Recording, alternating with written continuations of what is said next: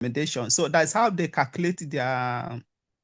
That's how they calculate their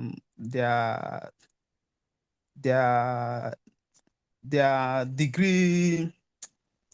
I forgot the name they called it. So the way they do it is that they check the number of the years you spend to obtain your degree, and then check it equivalent with a Japanese educational system. That's how they calculate.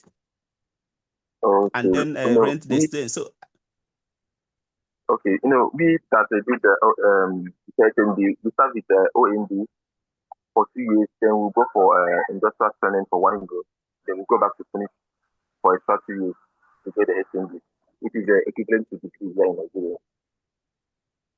Yeah, I think that you are eligible to apply, provided that you have all the document, all the required document. Okay. Okay, and the second, we have another question. I didn't get the question because my network was bad about the embassy route. I don't know if you could like step by step, like because I would get the form and fill it and submit it. Can it be submitted via mail? That's what I was trying to get. Can it be submitted via mail, or I have to go to the embassy to submit it? The application requires you download all the applications, then get all the necessary requirements. You need to submit it in person, so not by email, or you can submit it by yourself or submit it using a DHR service. Yes. So you cannot. They don't accept application by email. You must submit it by yourself in person, or you send any person to submit it. But there must be someone to handle the document to them. Okay. All right. Thank you very much. Gideon, you have a question, please go on. Gideon, unmute yourself, please. Can you hear me? Please go on. Okay, my question is for the university route for masters, is it possible to apply for different universities at the same time? Let's say you develop up to 2 or 3 proposals that are in relatively the same field. Can you apply for different universities at the same time, or you just apply to one and wait for that? Sullivan, are you with us? Okay. Yeah, I am. Yeah, and he was talking about 14 working days. So is it that it's not proper to apply now, or we should just wait for that period when the university will call for the application? Can you respond to him, Sullivan? University recommended the recommendation. I think I might not be in the best position to do this personal right because I did embassy recommended. All right. Let me try to respond to you, Gideon. The idea of having multiple application is not bad. It's not bad. You can submit your applications to different universities. If they so wish, they can recommend you. I don't think it's a bad thing to submit. Once you, like Dr. Chris said, you don't just write proposal randomly. You must align it with a professor, who may have interest to host you or to, accept you as his or her master's or PhD student. But submitting 2 applications at the same time through universities, I don't think is bad. But submitting 2 applications through MEXT, directly to MEXT, I think is bad. But to university individually, I don't think it's bad. But direct to MEXT, I think that is bad. However, what you need to do is to apply one time and wait for the outcome. If you align properly with a research proposal that is properly aligned with a particular university or a particular professor, I think you will stand more chance of, getting accepted or getting invited for an interview. But if you manufacture random proposals and send it to countless universities, there are also high chances that you may not even be invited for any interview. So thank you very kindly for your question. Sorry, can I add something to the question? So the idea of 14 days is because the university recommendations is university recommendation is for all the students across all the country in the world. So that 14 years is to cut short the number of the applicants that may be sending their document. So, and for applying, so you can apply to different university, but for MEXT, one university must recommend you. So if you apply to two university and you got a recommendation from both, so you need to notify them that you are not interested as soon as possible, so that you will not waste the opportunity of another person's. All right, thank you so much. I think that has addressed your question, Gideon. And also from the chat box, some people are asking the document required. I think Dr. Chris have also sent some links there. You can go through the link and also see the exact documents that are required. And also someone asked about what is it called? From the chat box, someone asked about age limit. I think Dr. Clement also responded to that previously. You can also go to the chat box and see answers to that question. Do we have any other individual here who may have any question? If not, I'll go to the questions we received before now. Sullivan, you want to say something? Yeah, I want to say something real quick. Go ahead. Especially when you're trying to fill your university preference form, at this stage is important, but that's not very something to worry much because you still have that opportunity for you to select university again after you have been selected. You can actually choose university again after you have been selected. So don't, and it's very rarely do we see someone who has been selected being refused by any university. Once MEXT has accepted you to as a scholar, you have a different route of applying to universities, and 99% of the time you are going to get accepted by many universities. You have to choose. All of us that were selected by MEXT, we got more than 3 universities, so we had to make our choice at the very end. So don't worry too much about. Of course, your university you are selecting now should make sense. There should be some people or schools very close to what we are doing, but you still have the opportunity for you to also make another choice or choose a different university entirely when it's time for you to submit that preference form again, because you'll be asked to submit it again for the final time. Thank you. All right, thank you so much. For Gideon, for the university route, is the submission through email or via courier? I think the best answer to that question, Gideon, go to university of your choice.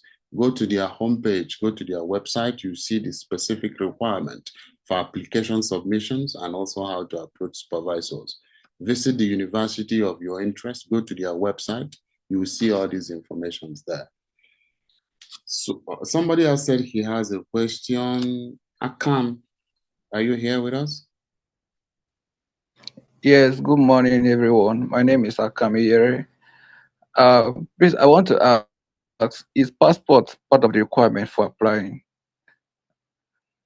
What do you mean passport? Can you hear me? Like international passport. Must you have your international passport before you apply? It's important you do have it. It's very important. For instance, you got shortlisted. How do you then go to Japan? So have it. So now, Yeah, but if you don't have a passport, you can apply for with any document that can identify you. So there's also I think that you can apply with any document. Like they choose Nigeria have a different document of identification, but mostly passport is the most universal one. So you can apply with anyone you need while processing your passport. But because of the number of people applying, so if you don't have passport, they can easily drop you in at the embassy. But for university accommodation, they can consider you. Thank you. Sullivan, you wanted to add something? No, he's made justice to that. So you can actually use your like NIN or any certificate in Nigeria to apply. But once you've done the application, start processing your international passport. And I think it's easier now to get it than during our time. So you need to put that into your bucket list of things you need to get. But it shouldn't deter you from submitting application. All right, thank you. So the questions we received before now, Dr. Chris, are you with us? So this question goes to you. The person is asking, one of them is asking, what are the key qualities makes selectors? I think when he said selectors, he means makes application reviewers. What do they look for in a successful applicant? That is the first question.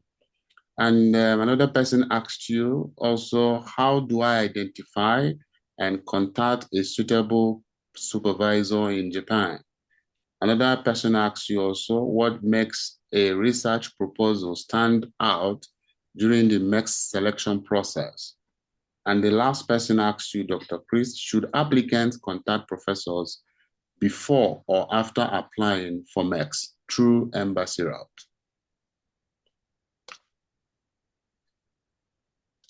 Okay, thank you so much. Okay, so the question is about, the first one is, if how do the examiner or reviewers, or what they'll be looking out for?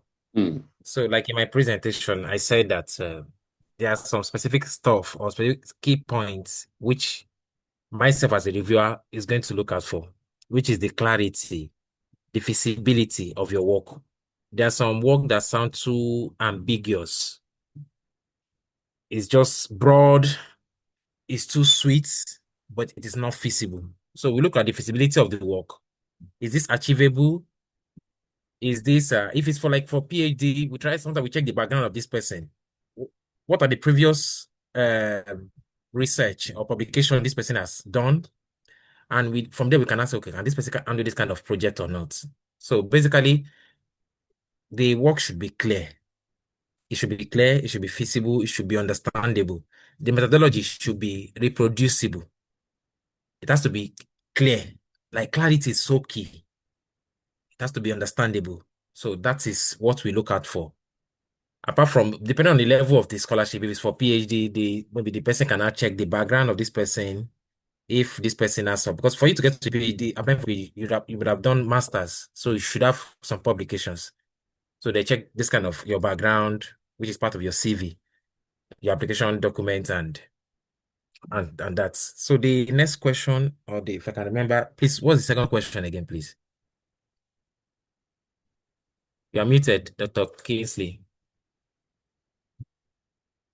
Sorry about that. The person did ask, how do I identify and contact a suitable supervisor in Japan? Okay, I think I will have to share my screen again so I can just show that slide. Let me show it quickly.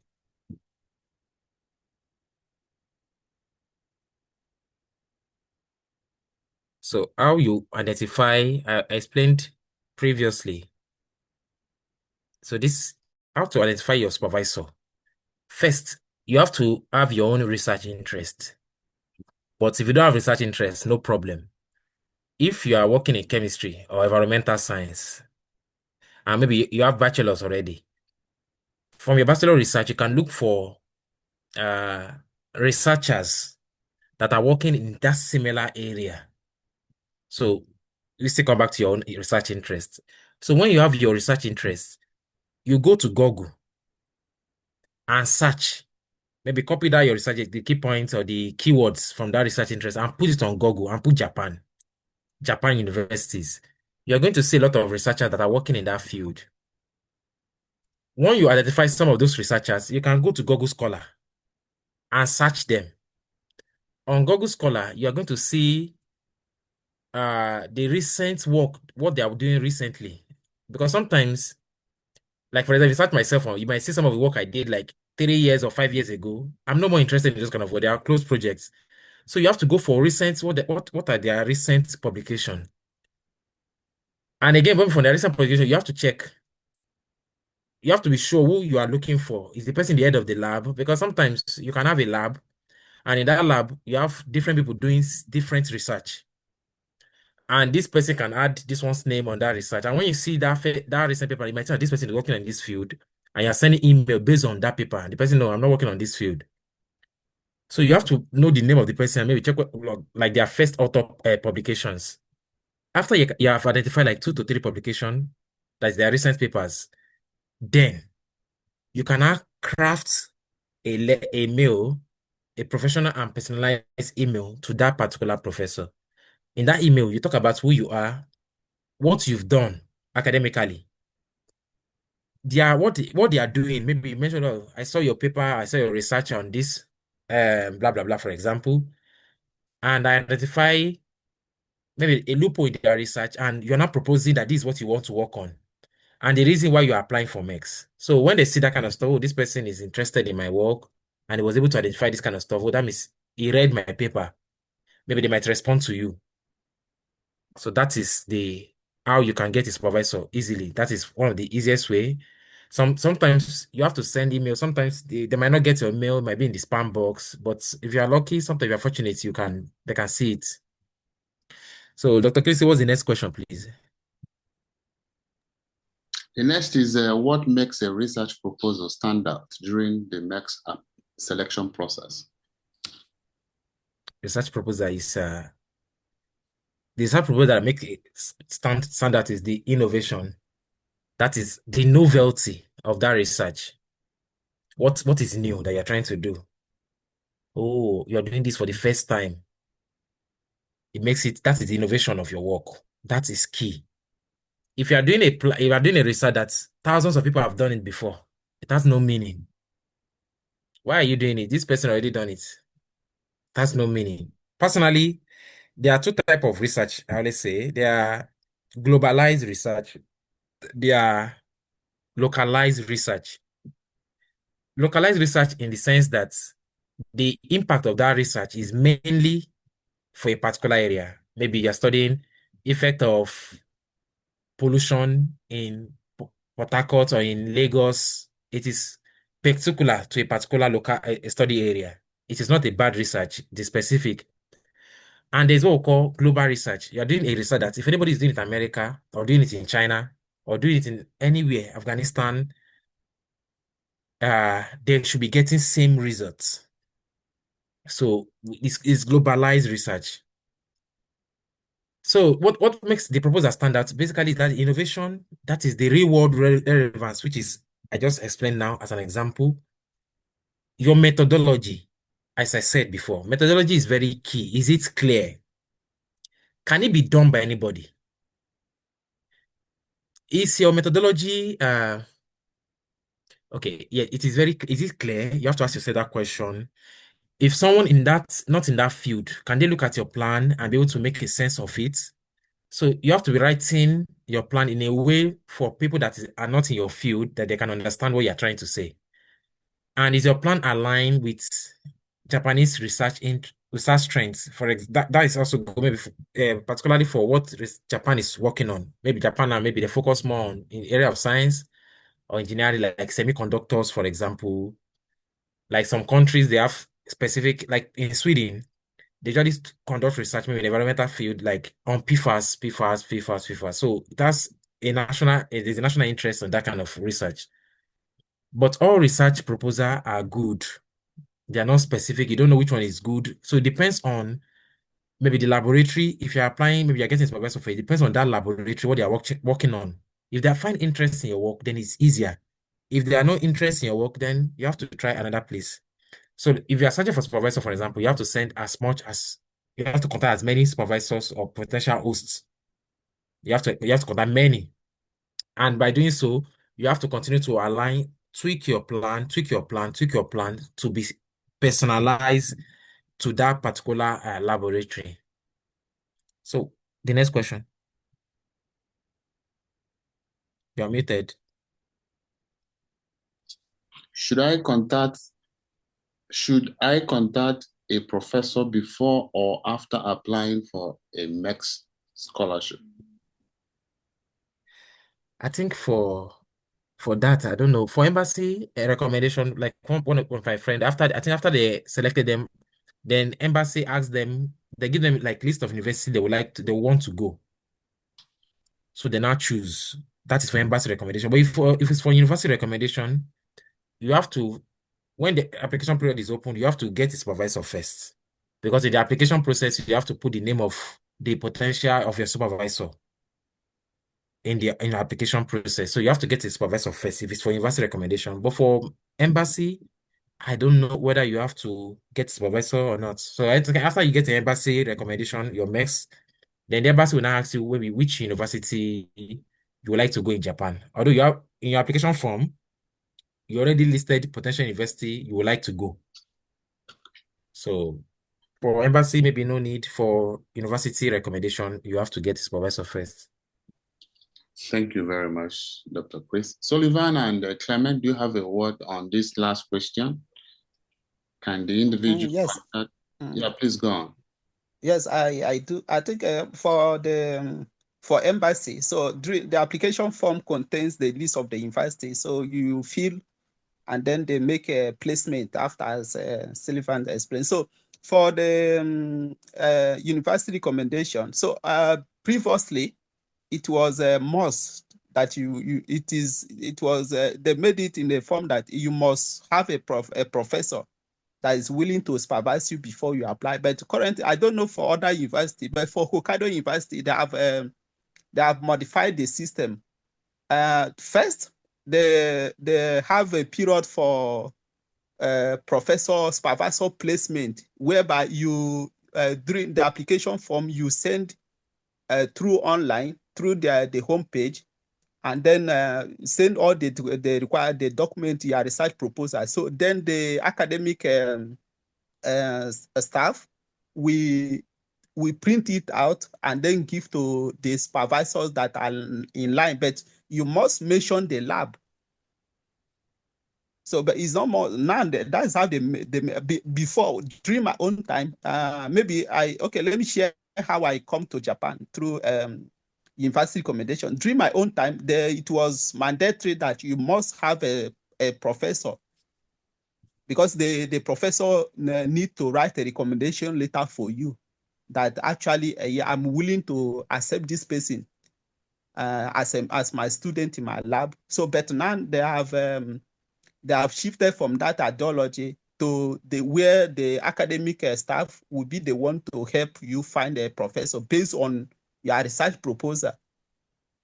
So during my time, what I did then was write, just like as Chris mentioned. Then I go through the website, the university website. Then I saw this professor, then contacted him through the email, and then but the advantage, one of the major important things, because for me, the Nigerian academic system is different from Japanese academic system. So Japan don't rate students first class, second class. They don't judge students based on you have first class, you have second class, or third class. They judge students based on what you can do.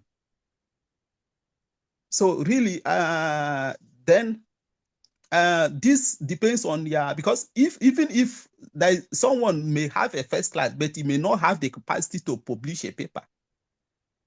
Another person may have a second class upper, but the person have a capacity to publish a paper.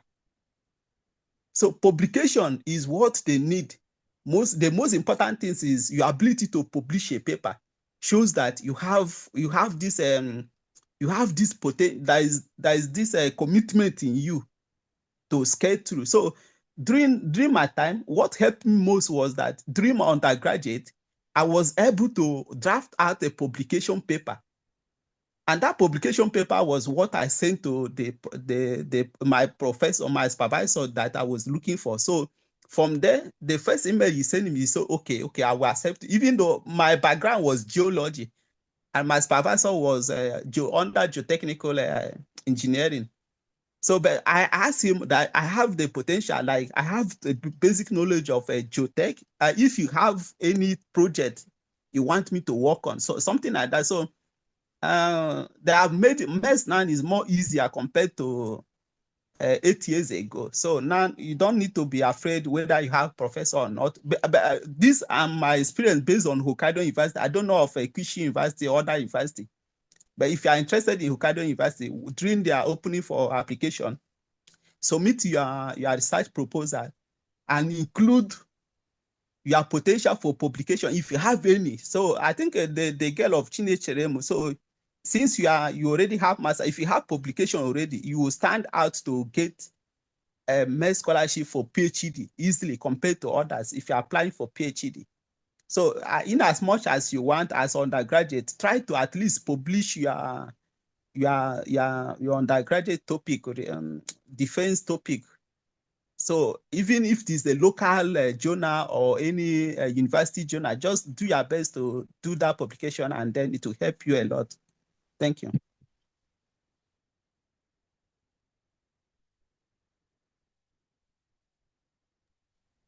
All right.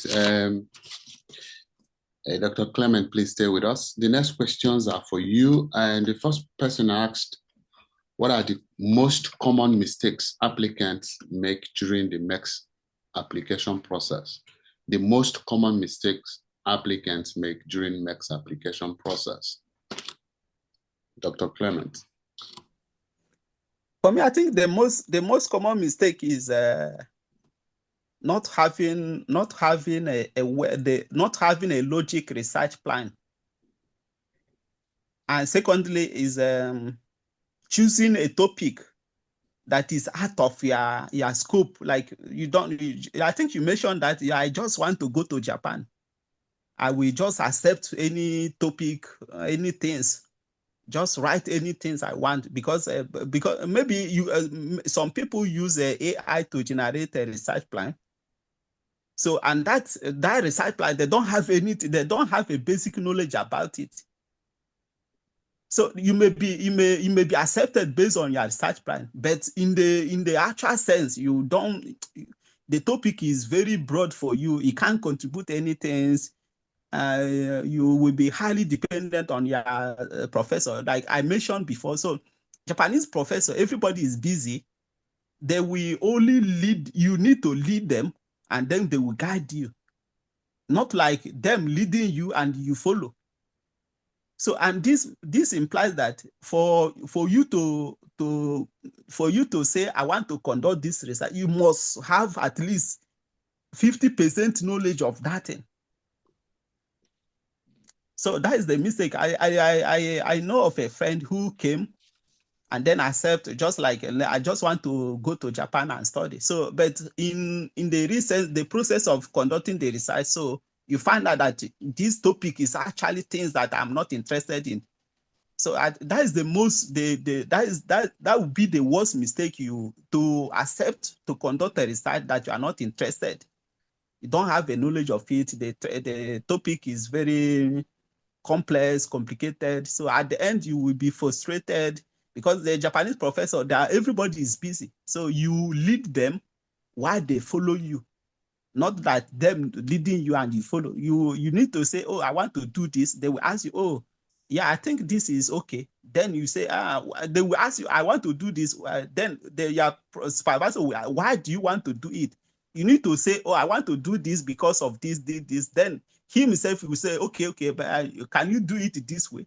It's not like them telling you, do this. You must tell them, I want to do this, and this is why. Thank you. All right. Next question is for you, Dr. Clement. This person asked, what documents are most important during the embassy screening stage? What documents are most important during the embassy screening stage?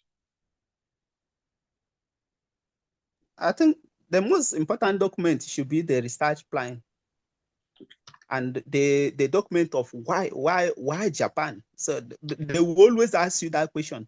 Of all the country, why Japan? You must convince them that, oh, I like Japan. Japan is this. You must have something to tell about Japan, and you must have something to tell about your research. This is how I want to do my research. This is the result I'm expecting. And this is what I think that this is how I think it will benefit Nigeria, Japan, myself, and everyone, the society. That is the two major documents: the research plan and the statement of why do you want to study in Japan. Another question is, how can applicants prepare effectively for the MEXT interview? How can applicants prepare effectively for the MEXT interview? For the MEXT interview, the effectiveness depends on the effectiveness depends on your how will I put it? I think it depends on you knowing this, like your readiness to do this. If I'm talking to you, they can easily detect that this person, I don't see the potential in you. Just like as Silva mentioned, this like I want to invest this money to you. I want to give you this money. So you should show me the reason why I should give you the money. Even when you are speaking, by stepping in, by your first step in the office, they already detect the kind of person you are, your readiness. So first, you need to convince yourself, are you actually ready for this? By first finding a way to navigate by yourself. Many people, like for me, sometimes I find it strange that people asking me to write a research plan for them. So if I write a research plan for you, I will not be there when someone will ask you the procedures, the motivations, your expectation. So if I can easily do it for you, but can you explain it to another person when I'm not there? So that is the first point you need to. The question is just why do you want to do this? It's very simple, and the question is very simple but complex when trying to answer it. So all these things you need to figure out. The question is always the Japanese interview. Is not that difficult. They want to see you express the openness, the readiness, and convincing them logically that I want to, because a lot of people are applying for this and they want to select 8 persons out of thousands of people applying. So you should tell them something. So first, try, even as hard as it is, try to fill all the documents by yourself. Then you can ask for people's opinion. That's the first step. Then be ready to check the because most of if you go to the embassy website, there are a lot of past questions and there are a lot of opinion that the old people have already shared. So don't skip. You need to be like, for example, now someone asked the age limit. So I find it strange because this age limit is actually written in that application guideline. So the age limit during my time may be different from with the age limit now. So this asking this question, I feel strange that are you actually ready? Because if I want to, because now everything's Google have made life easy. During my own time, I don't have this opportunity to talk with people. I figure out all this by myself. So for you to ask me what is the age limit when this people, the Igbezes shared the link May 7th. So if I'm interested in applying for this mess, I should have known the age limit. Oh, I'm not interested. I shouldn't be here. If I don't know the age limit and I'm here, so it is waste of my time and energy to be here. So this is the readiness that in terms of the interview. So before you step into the office, they already read your face, your expression, your body language, and everything. They can easily detect, oh, this person is not for this. Thank you. All right, last question for you, Dr. Clement. This person is asking you, it's close to the last, question. The person said, what type of questions should applicant expect during the embassy interview? The common question is, so how can this your research, why do you choose this topic? So how do you intend to manage, how do you intend to conduct this research? So something like that. And why do you choose Japan? Are you sure do you know anything about Japan? Something like, they can ask you just very common, they may ask you common things. What city in Japan is this is not, I'm not saying that this is just the question they will ask you, but the question they will ask you is very small question that may even skip your mind if you are not totally ready.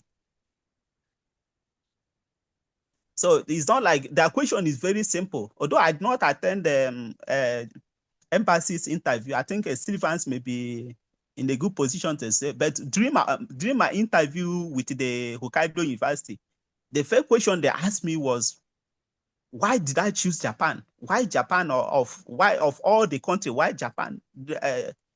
Because Japanese professors are always, because many of them cannot speak English, so they always feel strange that you live American or Australia or Nigeria is a English speaking country. Why don't you go to all these countries that speak English? Why Japan?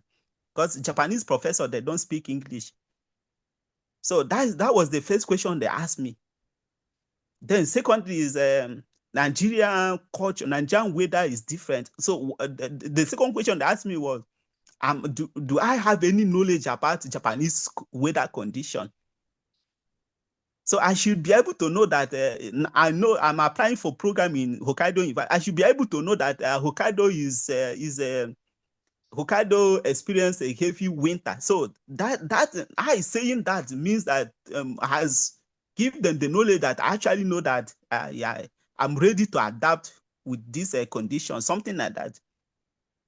So and that question was they don't even ask me detail about my research. It was, yeah, Japanese food. Do I need do I like anything about, what do I like most about Japanese food? I should be able to know that One Piece is the major anime in Japan, because everybody, like, all this means, it's not, the question may not really based on your research.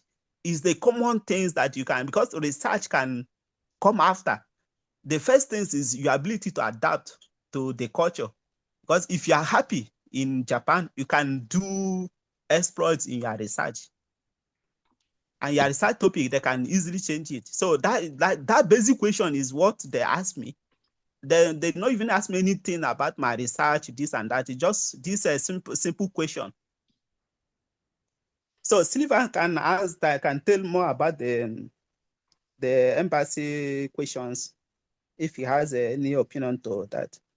Thank you very kindly. Suli, do you have any comment on the last question before I read out your questions? Okay, yeah, I do have one. But it's almost similar to what was asked during the university. But I think they tried to categorize those questions in based on general things you need to know about Japan. They'll ask you something about Japan, maybe the city your school is, right? Because when the school I was applying to bears the name Tokyo, but it wasn't really in Tokyo. It was in Saitama. They were trying to build a new campus in Tokyo. Then now it has a Tokyo campus. But then they asked me, "Are you aware that you're not gonna stay in Tokyo, right?" So I said, "Yes, I know that the school is in Saitama, right?" These are some questions they might ask you to know how prepared you are. They also ask you how you want to adapt with the food because we eat different food here in Nigeria. They'll ask you a question from your proposal. They might ask what's your research topic. And if you don't tell them what you have there on paper, that means you're not the one that prepared it, just like Dr. Amagu has been saying, right? So you need to they want to be sure that you are the one who has that document. They also want to be sure that you know where you are going, what you are going to experience, right?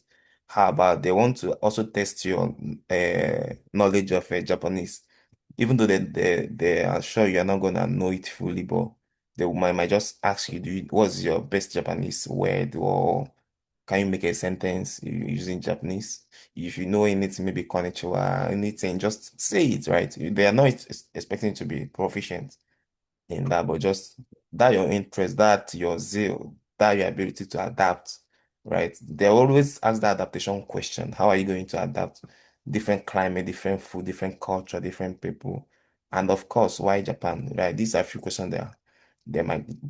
Those categories will come from research, it will come from the real world of you trying to adapt to a different environment and culture.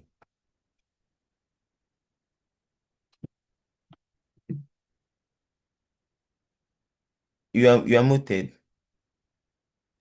We have three questions for you, Sullivan. Please try as much as you can to summarize them. We have just 5 minutes to end this webinar. So the question is, how did your MEXT experience in Japan help you secure opportunity in the United States? That's number one. Number two is, what should students do during their MEXT studies to maximize future international opportunities? And lastly, this person is asking, maybe this person, I think this individual knows you. This person asks, can applicants without first-class degrees still win the MEXT scholarship? These are three questions. Okay, the first one is how it helped me, the experience I get from Japan. Yeah, I think it's one of those building blocks that actually helped me. One of them is that the CV became stronger, right? They knew that I did something good in Nigeria and I also did something good in Japan. So the is there, right? They could see that it's not a coincidental, right? Also, getting a recommendation from a very known professors will also help maximize your chance of being here. And they also, PhD is a very rigorous work, it's tedious. And sometimes they are skeptical of you continuing, they are skeptical of you finishing what you started, right? So being that you did something 4 years in Nigeria, 2 years in another country, that they'll believe you more that okay, you have what it takes, you have that record, you know what you're about to get into, right? So, and also in United States, they emphasize more on teaching assistantship. Sometimes you tend to teach, like now I teach undergraduates. For them to actually believe that you can actually teach their students, you need to also have the experience of teaching other people. Except aside that of Nigeria, they also want, okay, did you have the experience of teaching in another country? And yeah, you have done that in Japan, right? So it adds to your CV, it adds to who you are, that okay, this person can actually do this. He has that, he's not afraid of talking to crowd, he's not afraid of talking to students, not afraid of impacting, or not just being afraid, he likes, enjoy doing that, right? So these are things that could come to mind. And also your research will actually change, right? What you do, what you produce, what you share, right? What you write, you actually change. So these are to summarize that question. Then the second one, I didn't get that right, but I think I got the third one. So what should students do during their MEXT studies to maximize future international opportunities? yeah, just do your best, right? Don't go there, know why you are there, right? If you have that vision of leaving Japan or going forth to going somewhere else, right? You now see that this is a very big opportunity. First, you need to make sure that you are close to your professors in Japan. And for professors to be able to recommend you, is their brand, is their name they are putting out there, they're telling the whole world, they're telling the university that I recommend this person, right? And those professors meet, university, Japanese professors often come to United States for conferences, so they know each other, right? So for them to recommend you, they must be able to say a thing or two about you, right? So for them to say good thing about you, you must be good. So you need to be punctual. You need to show that you have that you can try to finish PhD. So you need to be a good person in Japan for them to like a good person, like a good person. Secondly, you need to be serious with your study. You need to show that you can do it. Thirdly, with that, those professors can actually recommend you. And also try to improve your research, right? Do something better, right? Also, try to maximize any opportunity of you to go for conferences. You might meet professors from other countries that you introduce yourself and then you have that personal contact that when you want to apply, they already know you are coming. So if you know you are gonna leave, some of universities in Japan has this fund to send someone abroad or sponsor your conferences, right? So maximize the opportunity, have something to produce, go out there to those conferences. From there, you meet those professors you want to work with in the United States or any country you want to talk with them, exchange contacts, email them, tell them knowing you are in Japan and you are here and why want to work with me in 1 year, right? You just 1 year in your master's and you're talking to them that you want to do a PhD, maybe a year gap, right? They know you're not just waking up to do it. You already planned for it and it's just like 1 year gap. They're expecting your application next year. Do you get what it means? So they already know who you are. By that time you want to send the application, you remind them about this, that I've just sent my application. They will welcome you, right? So it does. You need to build those relationships and you need to commit to what you do. And whether someone without first class is going to be selected, the answer is yes, right? The document did not specify any grade, any academic grade. So what it means is that once they didn't say it there, that means people who doesn't have first class will be selected, right? That's why when I was making presentation talking about, I wasn't emphasizing more on that. Is that an advantage? Of course, yes, right? So, but then you don't just bank on it and then you don't do a solid work.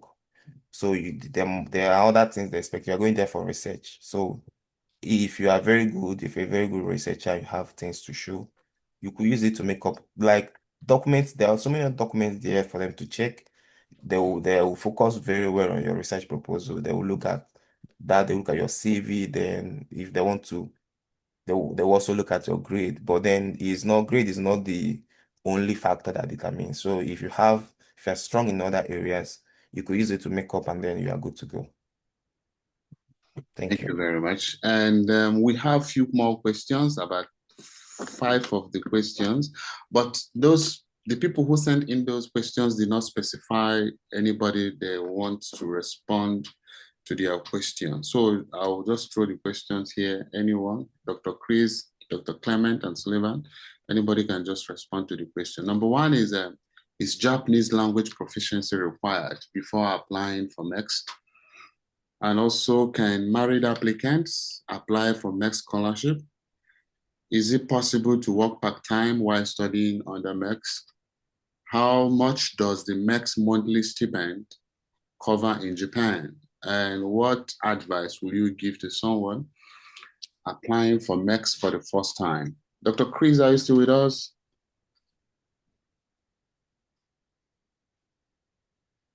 Yes, I'm still here.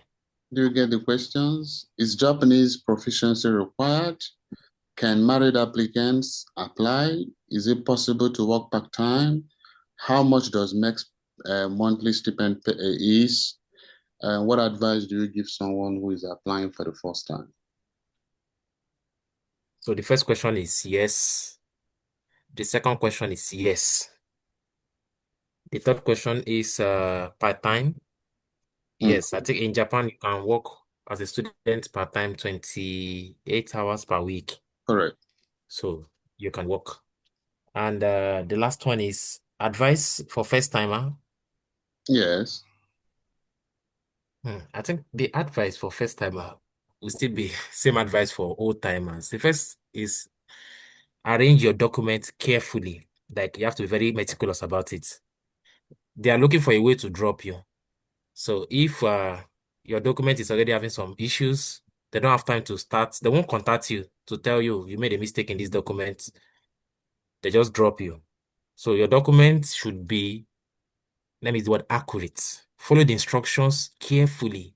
Sometimes Japanese English can be somehow, but you have to try as much as you understand what they want. You have to make the document to be properly arranged. The forms are filled carefully. Then the plan aspect is to make your research plan as clear as possible. I think that's my honest advice. And don't stress about it. Don't worry too much. Don't start thinking about it too much. Just apply. If you're a Christian, you pray, then you wait. All right. As part of your closing comments, Dr. Chris, please can you tell us how much MEXT monthly stipend is? For next monthly stipend for PhDs and masters, I think 148,000 yen, which if I'm just going to multiply by 10, that is about 1.4 or approximately 1.5 million naira per month. All right. For masters, I think it's about just 2,000 yen lesser. So it's almost same. All right. Thank you very much, Dr. Chris. And also, Dr. Clement, as part of your closing comments, and we want to know what leadership skills should students develop while studying in Japan? This forms part of your closing comments. Dr. Clement, please. The leadership skill. Mm. I think the leadership it depends on, I think, is individual. So some persons don't want to associate with people. Like for me, when I was during my stays in Hokkaido University, I was president of eCube, then vice president of academic eCube academic affairs, and also secretary for sports for HUSAI. HUSAI is a Hokkaido University International Student Association, and also other organization. But like as I said, some persons, they don't have interest in all this thing. But I tell you, if you have interest, because this is part of integrating. Japan is a very close country that on your own you cannot do it. So I always advise people, try to get involved, whatever that everyone is doing, just do it. It may help you in future, or it may not, but at least there must be a lesson from it. So for me, I'm the kind of person that I always want to get myself involved, not only just to receive. I should also be able to help people do one thing or the other. So that is the part I think is necessary for the leadership. Depends on individual. If you want to get involved, it is open. So Japan is not Japanese university is not like Nigerian university where you contest for SCG and expect to be paid. All this thing is you should have a free mind of do things freely without expecting anything as a benefit. So this kind of, if you have this type of skill, it will help you to lead others in Japan. So they don't expect someone to give you money because you do this or do that. Just have the selfless skill, leadership skill, that I just want to do this thing freely. Then with this, to help you to integrate openly with other students, and then make your life comfortable. Thank you. All right, thank you so much. And Sullivan, as part of your closing comments, please, what are the biggest challenges international students face in Japan, and how do they overcome those challenges? Sullivan, this forms part of your closing comments. All right. I think one thing about Nigeria is there's this saying that if you survive in Nigeria, you're going to survive everywhere, right? So I don't want us to see the challenges that's very big, right, or insurmountable. The few ones are language barrier, cultural differences, trying to integrate, and punctuality. Yeah, Nigerians are not punctual, right? And it's a big thing there in Japan. If your class is 8 a.m., just know your professor will be there 5 minutes before time. Nothing will stop him from being there. If he's not gonna be there, he'll email you. So you have to be punctual, right? It's not, do you have lecture today? Cry what? No, you need to be there, right? So you need to be punctual both in your lectures and your research and everything you're doing. And also you need to know that you're adapting, you're going into a different environment. You know how many hours are apart from Nigeria. So even the time zone will tell you that the difference is much, right? And you're going to a developed country, so you need to also adapt to certain ways of doing things. But like I said, Nigerians are telling shows that they survive, and then imagine if they could do well in Nigeria, they'll do much better in Japan, right? So they'll be able to, in few months' time, they'll get into the system and be able to jump in the right train. Because one of the mistakes I made, right, then learning process was I entered the express train instead of using semi-express. So all this is the same, right? It's the same route, but then being able to know the different train to take at a time, all those things, that just little things, but you get over it with time. All right. Thank you very much, guys. I don't think we are leaving anything behind. Any comments? Anybody who want to share something more? I don't think there is anything to share more. From anything more from Yeah, the things I want to add is yeah. for student preparing for the MEXT, don't rush. Just like I said, if you are not ready, just first try to understand the guideline first. Read it by yourself. Then if you want someone to help you, it will be just understand that as you are busy and that person is also busy. So something like, and for undergraduate student or someone that is planning, so try to at least first develop the skill of like writing skill of, let me try my best to publish on your own. So this I think this was one of the advantage I have during my own application. Like the way I got a MEXT scholarship was just like as play, like just not serious, or just because during my time I was while I was preparing for NYC, I sent application for about, then I applied for MEXT, I applied for JICA, I applied the other scholarship, I applied, I think about 3 in Japan. So I was lucky that the Hokkaido University contacted me, that I passed the screening, the university screening. So why I passed the university screening was that I was able to develop, I was able to publish my undergraduate research topic. Because whether you have first class or second class, they don't care. They don't. Japan don't. Japan. I learned that first class or second class is not important to them. What actually important is your ability to develop research and then follow up. So if you are applying, so maybe if this year own is already at the finishing, then you can try to write a journal paper. Try, even if it is a local one, publish it. It gives you advantage over others.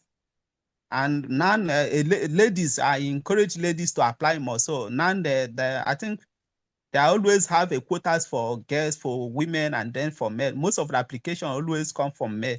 So if you have like, I think the Chine Chiremov, she can easily get, because she's a lady and then she have a master. If you have a publication, so it will be an advantage for you over others. You can easily get, there are always quota for ladies, and then I learned all this during my stays in Hokkaido University. So at the end, they receive a lot of application from guys.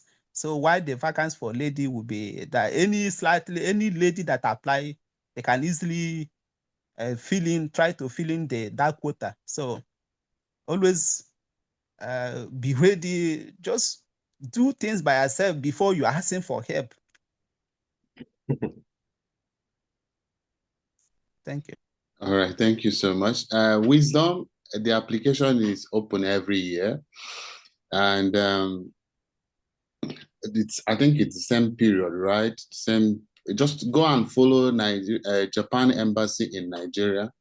You will see the application link or the call for application each time the embassy calls for it every year. If you can go on Facebook and follow their verified page, that will be helpful. And one other private message here is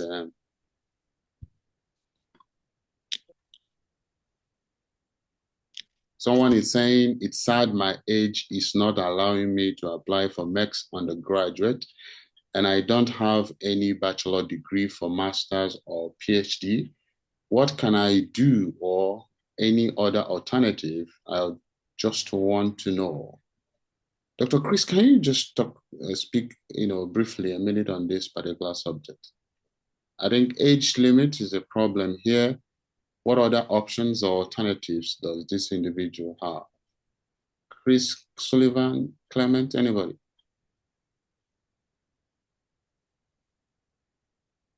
Dr. Chris, do you want to say something? Okay, go ahead, Sullivan. Okay. The thing is, MEXT, like Kremen said, they have age requirement, right? Is specified, is there, right? So applying when you know that they don't, or they have this particular criteria is just maybe more of wasting your time, right? Because Japan is they are very, very detailed, right? And I think you could also look out for other opportunities. There's so many other scholarship in Japan, like JICA, right? I'm not sure whether they have age requirements, and the other ones which my colleague might mention. Also, you could also look out for other countries, right? They have a Hungary scholarship. They have the one in South Korea. The other ones you could actually think about, right? Since there is a criteria here that you did not meet, right? And also, I just remember to say this. Always read your document very, very, very. Don't just read it, assimilate it, right? This year they did something new, right? There is a checklist that you are meant to now submit aside your normal application, right? It was one of the guy I was helping to review what he was submitting, and then I asked him, "Have you gone to read everything there?" He said, "Yes, I've read the form." I said, "Okay, go back, use that COF application and go through the document." He now saw that checklist, right? I don't I don't have that knowledge that there's something new, right? And I wasn't going to go through and start reading all those documents for you. You have to do that yourself. So if I wasn't like telling him to go back and read, if I was just banking on or only what I did, right? I would be like, okay, he submitted a good application, not knowing that he has missed one of the major things, because that's the first thing they're going to see now, right? So you need to also make sure that you read it and you assimilate it. That the way they ask you to number it, number it. The way they ask you to arrange it, the first one, the second one, do it that way. The way they ask you to package it, the certified copy, whatever they ask you to do. Japanese, they don't like sorry, right? They want you to, they expect you to do what you're meant to do. That's how their countries develop. So they do things very thoroughly. So you should be thorough. So if you're applying for a scholarship, they expect you to read it. And if you're not able to read it, if you're not able to know what you're doing, that's the first easiest way for them to know that you're not prepared for it. Dr. Chris, is there anything you need to talk to him about? Maybe other scholarship in Japan that is not age limited? Thank you, Sullivan. I think you've said everything. Just other scholarship would be maybe you have to try to self-fund yourself and get admission. And when you start your program, university usually have like scholarship for self-funded. I think like there's a Rotary Club or something. There's some kind of funding that is for people that are self-funding. One of my friend here, that's what he did. He came with his money, and when he started, then there are scholarships that are available for people that are not on scholarship, that are not on like MES or JICA. Then you can apply for those ones. So that will enable you to be on a scholarship.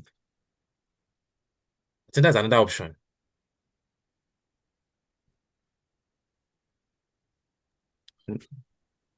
All right, that's a good point. I think Yeah. these internal whatever scholarship they call it, tuition deduction Yes. scholarship. They do have it in different universities, 80%, 90%. Sometimes they do give 100%. 100, yes. Yeah, so you just have to apply to the university of your choice and submit the relevant materials they requested, and also indicate, I think it's important also you state the family annual income, something like that.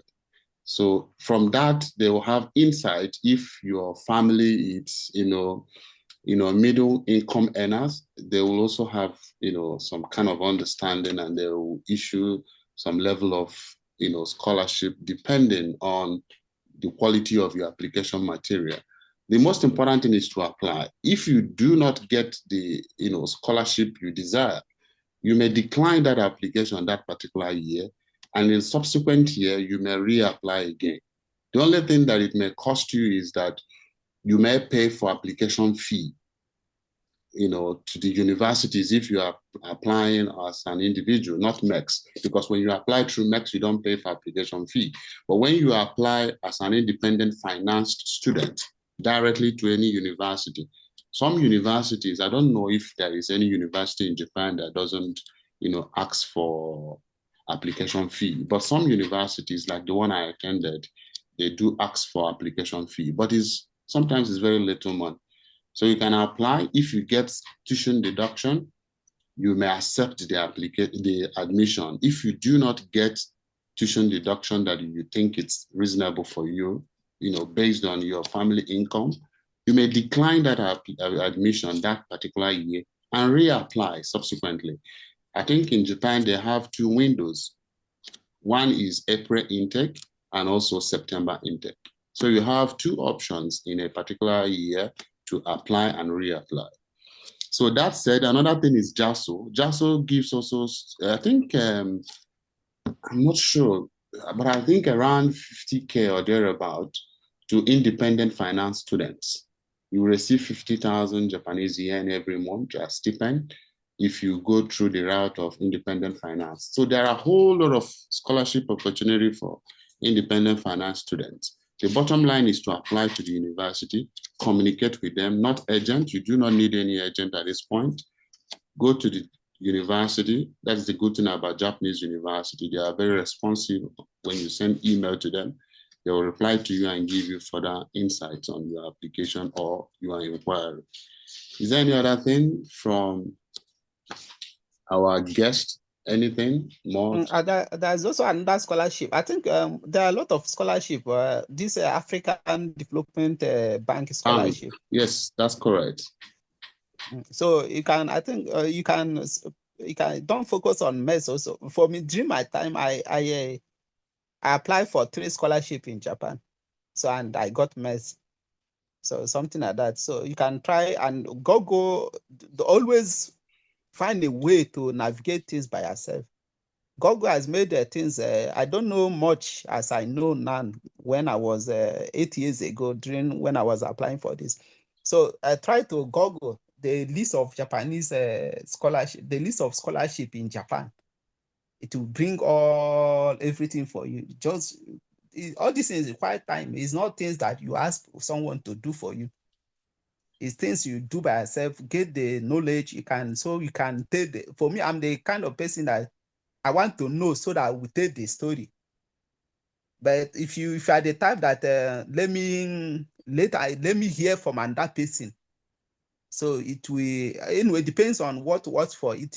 Life is all about individual. But I'm the type of the person I want to know so that I will tell the story. So this kind of persons always navigate easily. But if you are the type that you want to hear from another person, life is more easier. And Google has made everything easy. You can get all the information you need, and then how to process a lot of review online already. Just try to check and then find a way to do before you ask for help from others. Thank you. All right, thank you, guys, and then that's it. As we come to the end of today's session, I would like to sincerely thank our distinguished guests and speakers, Dr. Chris, Dr. Clement, and Sullivan, for sharing their knowledge, experiences, and valuable advice. I also thank everyone who joined us live and those who sent in their questions. even before today. And those who participated actively, those that asked questions during the discussions. And on behalf of the Igbo Association of Japan, Igbo, we wish all the prospective applicants success in their academic journey and future endeavors. We are looking forward to have you guys here in Japan by September or April next year, April or September next year. So you can explore as much as option as you want, as you wish. You are not limited only to MEXT scholarship. You can apply to other scholarships. Like all our guests said, there are scholarships, JICA, JASO, internal university scholarships. We can explore these opportunities. And we're looking forward to see you here in Japan this time next year. Thank you for your participation. And from here in Tokyo, good night and have a pleasant night rest. Bye-bye for now. Bye.